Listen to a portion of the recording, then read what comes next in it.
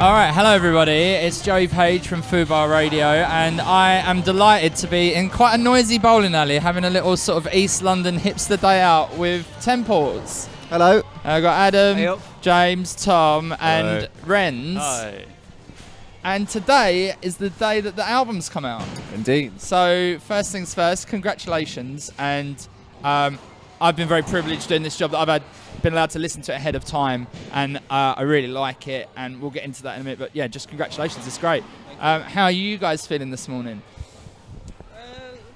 A little tender, but no, yeah, we had a good show last night, so we celebrated the album coming out at midnight. Yeah. Yeah, and then went to sleep, and then came here. And today you're doing a rough trade in-store and basically just, waking up. Is it a bit like, almost like a weird Christmas day for you guys? It's like waking up to see the reaction and... I was thinking that earlier, it's a bit of a weird Christmas day because people, like mates, have been texting and saying like congratulations and stuff, and it's it is a bit like Christmas. Or possibly more like, It's you know, the Christmas day when... without feeling full. It's Yeah. like you feel like constantly feel empty and tired. like exhausted. Yeah. Or like the day when you wake up and you wonder if it snowed overnight and you're going to get the day off school. Yeah. It's like just waiting to draw back the curtains and see what's going on. It's a bit like that, but Yeah, a bit scarier than that. Yeah. Well, let's talk about the album first and foremost. To me, it feels like, and this could just be me being weird, but I feel like, especially around the middle of it, it's quite sci-fi. Was there anything kind of sci-fi that inspired you to when you was making the album? It's definitely more of a sci-fi thriller, I'd say, right. than just sci-fi. But I think that kind of unknown, imagined future is in there somewhere. Yeah, right. A dark lurking of the magic that sci-fi has, perhaps, is in there. Yeah, But, right. Yeah, no direct reference, you know. Not Day of the Triffids or anything. No, I of don't course, think. yeah. But and also like James, your lyrics are always like pretty, I think, to an outsider, like quite ambiguous, and you have to really like kind of look in to try and work out what's going on. So I just wondered, is there anything like any themes that run through the album for you? Well, what we did on this record is we wrote individually first before we brought the songs together, and then there'll be some songs that like it's all coming out, you know, like that's one of Adam's songs and his lyrics, and you know, Howl with Tom, you know, like, so the lyrics come from different, you know, we're all trying to do something different with you know, our palette of words, but sometimes we will collaborate on the words as well, and that's maybe when we get more of a collaged art form of words, Right. that's maybe more ambiguous and mysterious, and maybe you can interpret it in many different ways, as opposed to, you know, like a direct sentence that can only be taken one way. But Which I think is great, because it's like, as a listener, whenever you listen to it, then like some days you'll take different things from it, because it's like I think so. what you're kind of impressing onto the song from your own head. Yeah, I think so. Yeah, and then it makes the direct songs even more direct. Like, yeah. So yeah, but there's not like a theme or a concept of the album. But you know, every song tackles something. You know, something that means something to us individually or as a group. But, Yeah, right. I don't want to tell you what it is, because you should figure that out. And I know that you were saying like that you go away and work on stuff and bring different things to the table for different tracks or whatever, and I know that you don't record your albums live. So is there any songs on the album that you've yet to get to grips with for live? Like, is there something that you haven't worked on yet that you are looking forward to working on, or something that you're finding a bit like, oh, I don't know how we're going to do that? Yeah, there's always songs, that are hard to figure out. Yeah, I think it's always a learning curve with us, because like you say, we don't record live in the studio, so we generally don't come out of recording an album knowing a song, how to play it. Yeah, because exactly. it's so fragmented how you do it. Yeah. So you end up having to do what other people would do to learn our songs, by listening to it and going, what did I play there? You know, and so it's quite a weird thing to do, when you think you'd expect that everything would be other way around, rehearsed but and all the parts are written, but they rarely, well, they never are. They're never written down. Like, so. It's like being in a covers band. Of our own yourself. band, Yeah. And But a shit one.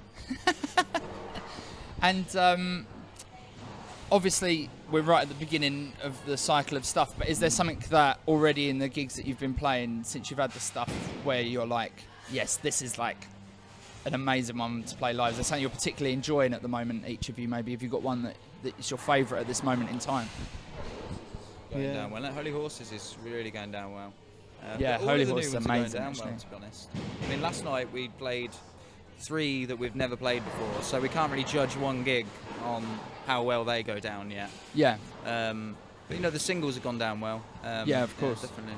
You guys obviously have a very amazing sense of dress, and also like very distinguishable as a band from other bands because of like the way you dress as well as your sound, and you're kind of like the poster boys for sort of neo 70s sort of psychedelic music, and I just wanted to know, like, how did that come about? Because it seems like you're all pretty much into similar kinds of fashion, and so was it the music that came first, or was you kind of all quite snappy dressers in a kind of 70s-ish kind of way, and then you got into the music? Like, how did those two things come out? What's the chicken and the egg version of that?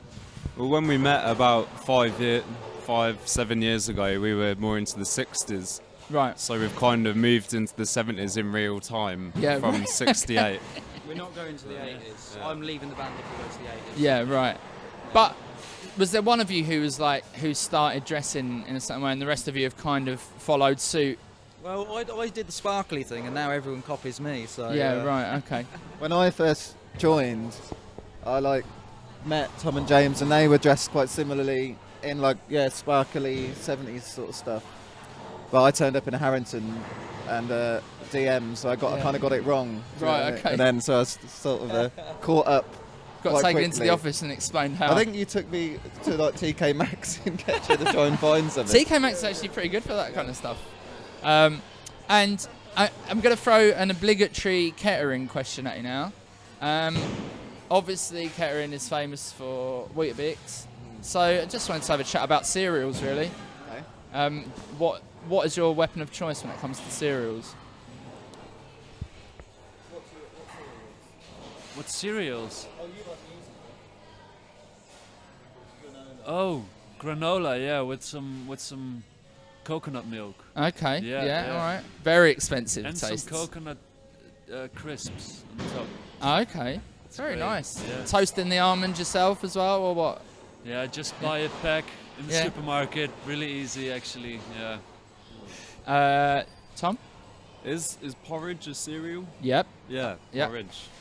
Great, fine. I'm still thinking. You go. I'm trying to think. Don't really eat cereal, to be honest with you. No, But okay. if I was forced to choose, probably say Weetabix.